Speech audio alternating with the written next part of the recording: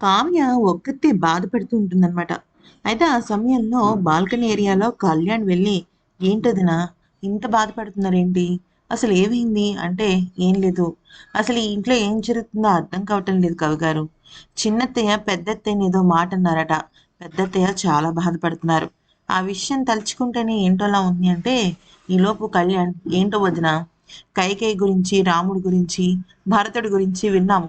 అయినా అవన్నీ తెలుసుకుని కూడా వీళ్ళు ఇలా ప్రవర్తిస్తుంటే మానవత్వాన్ని అవివేకం మింగేస్తుందేమో అనిపిస్తుంది" అంటూ చాలా అసూయపడతాడు. అంటే ఆవేశపడతాడనమాట. ఈలోపు కావ్య బాధపడుతుంటే, "నేను ఇప్పుడు చెప్పలేను" అంటే తన చెయ్యి తీసుకుని తన నెత్తి మీద వేసుకుని, "మీరు ఏదో విషయం మీద బాధపడుతున్నారు. ఆ విషయం ఏంటో నాకు అర్థం కావటం లేదు. ఇదివరకు నాకైనా మీరు ఏదో ఒక విషయంలో బయట పెట్టేవారు. మీ బాధను పంచుకునేవారు. ఇప్పుడు నాకు కూడా చెప్పలేని విషయం అంటున్నారు అంటే చాలా పెద్దదే జరిగి ఉండాలి. అదేంటో నాకు తెలియాలి. మీరు నా మీద ఒట్టేసి అంతా నిజమే చెప్పాలి. నాకు ఖచ్చితంగా మీరు చెప్పి తీరాల్సిందే" అనంగానే కావ్య షాక్ అయిపోతుంది.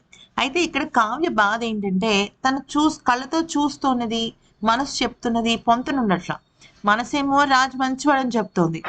అలాగే తన కళ్ళేమో ఓపెన్‌గా అమ్మాయితో క్లోజ్‌గా ఉండడం చూసి భరించలేకపోతాను. ఇక కళ్యాణ్ తన నెత్తి మీద ఒట్టేయించుకుంటే, "ఏంటి కవి గారు ఇలా చేశారు? నేనిప్పుడు నా మనసులో దాచుకున్నది బయటికి చెప్పలేని పరిస్థితి. ఎందుకనంటే, అది మీ అన్నయ్య వ్యక్తిత్వం మీద, ఈ కుటుంబ పరువు మీద ఆధారపడుతుంది. చాలా విషయాలు మనసులోనే దాచుకుంటాం. బయటికి చెప్పుకోలేని పరిస్థితి. ఇది కూడా అలాంటిదే" అంటే, "ఏం పర్లేదు వదినా.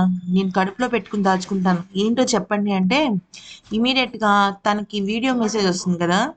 అది చూపిస్తుందనమాట. చూపించంగానే కళ్యాణ్, "ఈ అమ్మాయా? ఈ అమ్మాయి శ్వేత వదినా" అంటాడు. "నీకు తెలుసా ఈ అమ్మాయి ఎవరో ముందే" అని కావ్య కళ్యాణ్ అడిగితే, "తెలుసు వదినా. వీళ్ళిద్దరూ నా కాలేజ్‌లో నా సీనియర్స్. నేను వాళ్ళ జూనియర్‌ని" అంటే, "ఈ మరి వీళ్ళిద్దరి గురించి నీకేం తెలుసో చెప్పు" అంటుంది.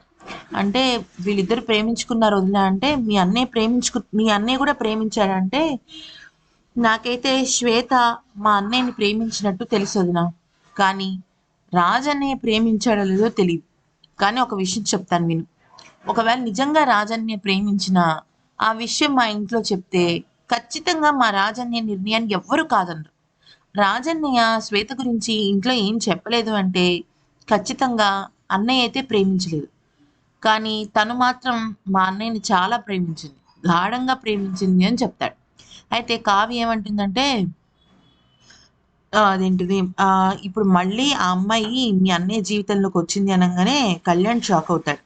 అయితే ఇది ఎలా జరుగుతుందో నాకు అర్థం కావటం లేదని, నాకు నమ్మాలనిపించకపోయినా నేను నమ్మాల్సిన పరిస్థితులు నా కళ్ళెమ్మట పడుతున్నాయని చెప్పడంతో ఇక కళ్యాణ్ తన బాధను అర్థం చేసుకుని, "ఈ విషయం నేను ఎవ్వరికీ చెప్పను వదినా. మూడో వ్యక్తికి కూడా చెప్పను" అని చెప్పేసి అంటాడు. ఈలోపు అనామిక వచ్చి, "నా గురించే మాట్లాడుకుంటున్నారా" అంటూ ఏదో పిచ్చివాగుడు వాగుతుంది.